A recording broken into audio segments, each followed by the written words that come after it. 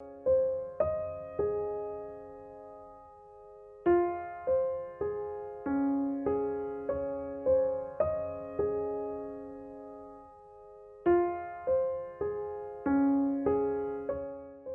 isn't one resource across the industry that tracks all life plan communities' financial statistics, but there are a couple of really great resources. One of them is the CARF accreditation document. It's called Financial Trends and Ratio Analysis. And they cover about 110 organizations across the country. Another great resource that I use mostly is a website called Emma. The actual website is the msrb.emma.com. And anybody who has public debt, they post their financial information to Emma on a quarterly basis. So it's a great resource if you have public debt outstanding. And the other one, some of the rating agencies, Standard & Poor's and Fitch, rate about 140 organizations across the country. So they have really good information out there as well.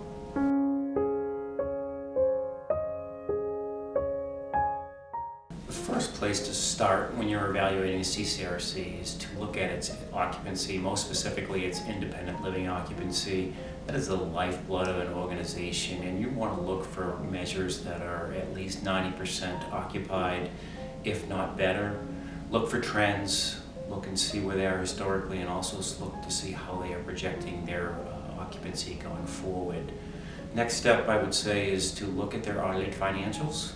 They should be posted on the website or be readily available from the organization as well. Spend some time looking at the actual numbers, but also dig into the footnotes. There's a wealth of information in the footnotes, and it's usually written in more layman's terms for you to understand the underlying business. And really, when you open up the audited financials, you should expect a clean opinion from the independent auditor. And then lastly, you want to look at the organization's financial ratios.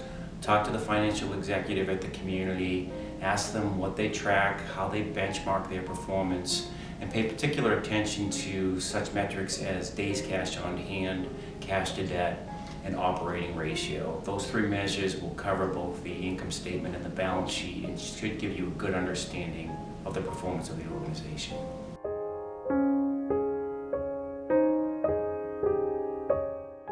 We value not-for-profit because there are no shareholders.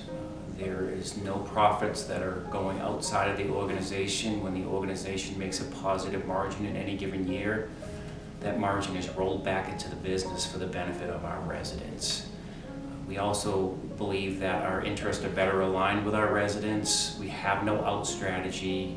We make long-term commitments every day. We have to exist into perpetuity.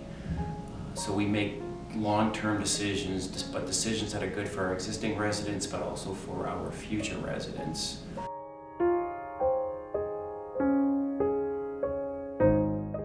There are a lot of advantages of an affiliation. From a higher level, we call it consolidation, and there's a lot of consolidation happening on the not-for-profit senior living sector. And it's really creating a lot of efficiencies for those organizations who are able to come together. There's shared problem solving, and every community is different, but with greater minds and greater experiences, you can solve problems more efficiently. Greater financial strength. I think organizations that are able to come together, whether they share their balance sheet or their income statement, there's just greater financial strength. One of the real benefits that we see from organizations who have come together, who have affiliated, they're able to have greater subject matter expertise. And I'll use the area of technology.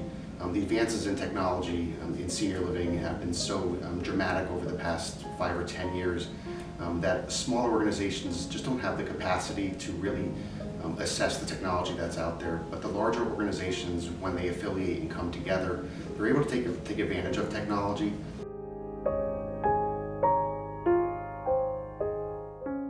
So much has changed here at Birch Hill over the last 3 years. We've made major investments in our infrastructure, investing over $14 million to generate new meeting spaces for our residents, upgraded apartments, a brand new fitness area, and new dining venues. The appearance is just so different than what it was 3 years ago. Additionally, we're working with the RiverWoods Group and the family of communities. We've been leveraging our best practices across the system, sharing efficiencies, and then lastly, even just stepping into the community, you can just feel a new vibrancy. We have a very engaged board. Our management team is new and really driving for excitement for our residents and our residents themselves.